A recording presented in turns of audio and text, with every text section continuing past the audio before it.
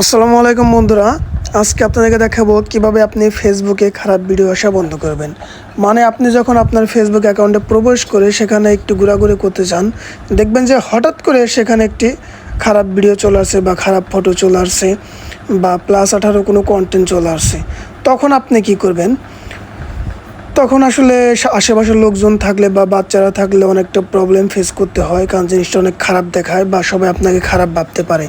তো আপনি চাইলে খুব সহজে এটিকে বন্ধ করতে পারেন। তো কীভাবে বন্ধ করবেন আমি সরাসরি সেটি আপনাদেরকে দেখিয়ে দিচ্ছি। প্রথমে আপনারা সরাসরি মেনুতে ক্লিক করবেন।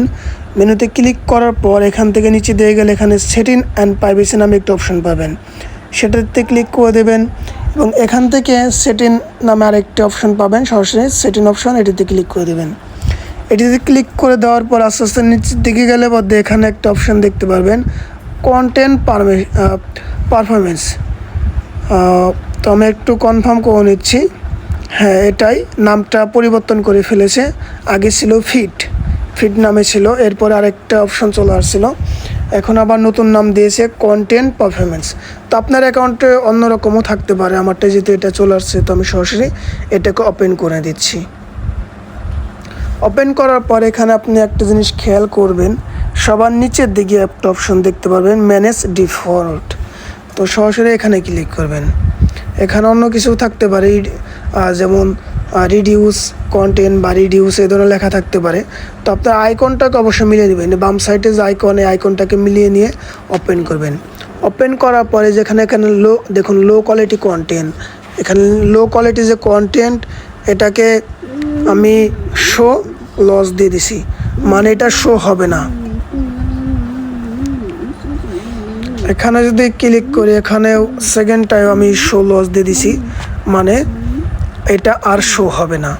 এখানে সেন্সিটিভ কন্টেন্টটাকে আমি শো লস দিয়ে দিছি, তো এটা আর এখানে দেখাবে না। তো এই তিনটা অপশন আপনারা এখানে যদি শো লস এরকম না দেখায়, এখানে লেখা থাকতে পারে মোর রিডিউস, এরকম অপশন দেখাতে পারে। তো সরাসরি আপনারা মোর রিডিউস থাকলে সেখানে ক্লিক করে দেবেন।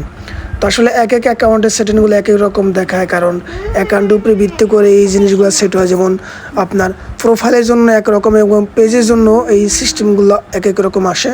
তো আপনারা অপশানগুলো একই, এখানে আসার অপশানগুলো একই, কিন্তু লেখাগুলো ভিন্ন হতে পারে। আপনারা আপনাদের বামমতো জিনিসগুলো সেট করে নিলেই হয়ে যাবে। এরপর থেকে আপনারা খুব সেফভাবে আপনার অ্যাকাউন্ট ব্যবহার করতে পারবেন, আর কোনো সমস্যা হবে না। তো আশা করি বুঝতে পেরেছেন। ভিডিওটি ভালো লাগলে অবশ্যই একটা লাইক দিবেন, অবশ্যই আমার চ্যানেলটিকে সাবস্ক্রাইব করে রাখবেন, আর ফেসবুক থেকে দেখে থাকলে অবশ্যই ফেসবুক পেজটিকে ফলো দিয়ে রাখবেন।